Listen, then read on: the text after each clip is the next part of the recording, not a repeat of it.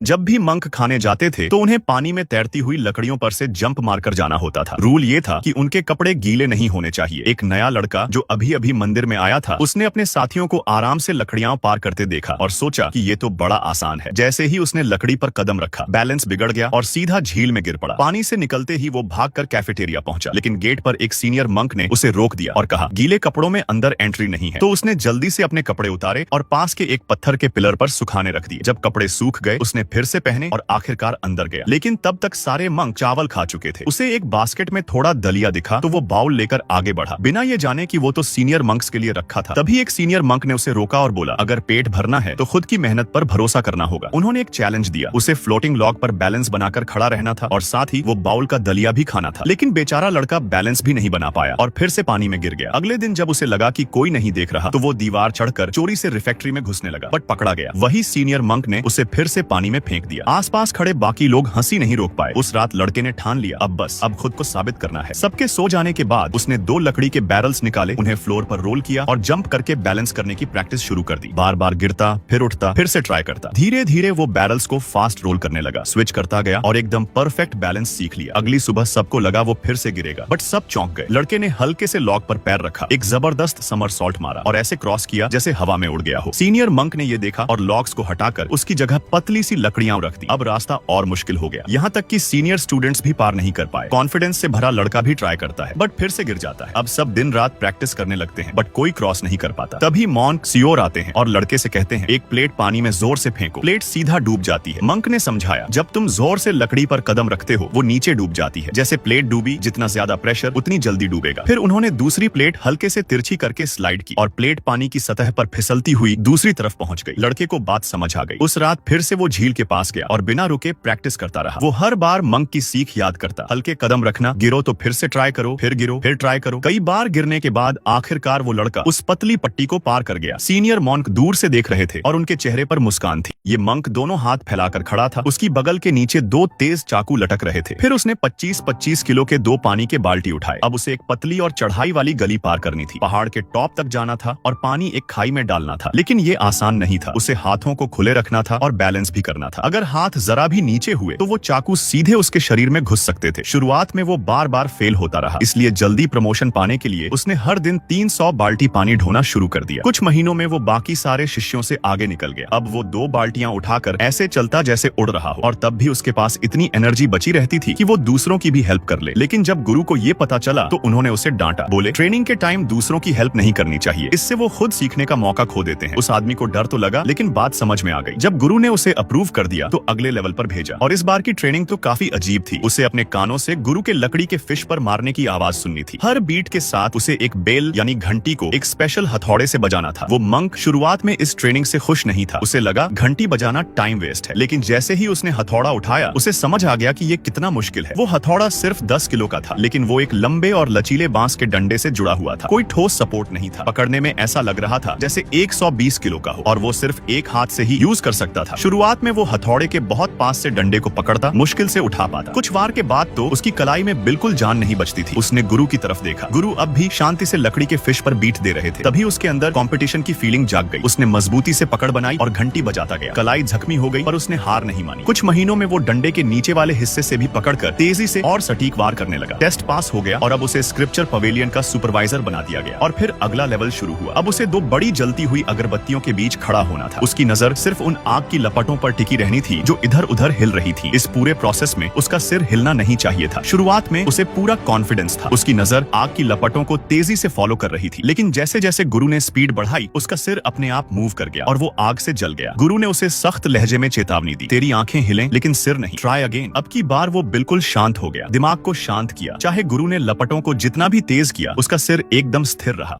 इस मंक ने लकड़ी की छड़ियों से सामने लगे गियर्स घुमाने शुरू किए। अगर छड़ी गलती से फंस जाती तो इतनी तेज स्पीड से घूमती लकड़ी उसके हाथ काट सकती थी। बहुत सारे लोग इस ट्रेनिंग में बार बार गलती कर बैठते, लेकिन ये मंक तो बिजली की स्पीड से हर गियर को बड़ी आसानी से घुमा रहा था। पहला टेस्ट उसने बिना पसीना बहाए पास कर लिया। मास्टर उसकी परफॉर्मेंस से बहुत खुश हुए। फिर आया अगला टेस्ट। एक भारी पत्थर को लकड़ी की छड़ी से खींचकर एक वाटर चैनल के दूसरी तरफ ले जाना था। उसे ये सब मजाक जैसा लगा, लेकिन सिर्फ ताकत से काम नहीं चलने वाला था। इसके बाद उसे लटके हुए सैंड बैग्स को छड़ी से कैसे हटाना था। ये टेस्ट उसकी रिएक्शन स्पीड को चेक करने के लिए था। इस टेस्ट में भी वो गजब निकला। अब आई सीधी टक्कर मास्टर के साथ, स्टिक फाइट। अगर वो मास्टर को हरा देता तो उसे ग्रेजुएट माना जाता। उसकी छड़ी की स्किल्स देखकर मास्टर भी सीरियस हो गए। कई राउंड हुए लेकिन हर बार मास्टर हारते रहे। उसकी परफॉर्मेंस देखकर मास्टर महून ने उसे मंक्स का चीफ बनाने का फैसला कर लिया, लेकिन एक दूसरे सीनियर चीफ मंक ने ये बात मानने से इनकार कर दिया। उसने कहा कि जब तक वो आदमी उसे नहीं हरा देता तब तक वो उसे चीफ नहीं मानेगा। अब उसके पास कोई ऑप्शन नहीं था। उसने चैलेंज एक्सेप्ट कर लिया। उसने छड़ी मजबूती से पकड़ी और पहला अटैक किया, लेकिन वो चीफ मंक को छू तक नहीं पाया। चीफ ने पलटकर ऐसा काउंटर किया कि एक ही राउंड में उसे हरा दिया। फिर से उठा, फिर से अटैक किया, लेकिन रिजल्ट वही। चीफ ने उसकी छड़ी छीन ली। उसे हार माननी पड़ी। उस हार की वजह से अब वो और डेडिकेशन से ट्रेनिंग करने लगा। ट्रेनिंग के दौरान बस एक ही चीज उसके दिमाग में थी, चीफ मॉन्क की टेक्निक को कैसे काउंटर करना है। अगले दिन उसने फिर चैलेंज दिया, लेकिन इस बार भी स्ट्रेटजी फेल हो गई। वो फिर से चीफ मंक से हार गया। एक और हार के बाद गुस्से में वो बैम्बू फॉरेस्ट चला गया। वहां गलती से उसने एक बांस काटा, फिर एक और बांस काटा। तभी उसके दिमाग में एक आइडिया आया। उसने 3 बांसों को जोड़कर एक नई तरह की स्टिक बनाई। अगली सुबह उसने फिर से चैलेंज किया। इस बार गेम उसकी पकड़ में था। उसने आसानी से चीफ के सारे अटैक्स ब्लॉक कर दिए। जब उसने अपनी नई बांस की छड़ी से हमला किया तो चीफ के लिए उसे डिफेंड करना मुश्किल हो गया। फिर एक मौका देखकर उसने चीफ की तलवार गिरवा दी। जैसे ही चीफ झुके तलवार उठाने, उसने उन्हें जकड़ लिया। अब चीफ मोन्क को हार माननी पड़ी और उसने उसे नया चीफ स्वीकार कर लिया और उसी दिन से वो आदमी शाओलिन टेम्पल का हेड बन गया।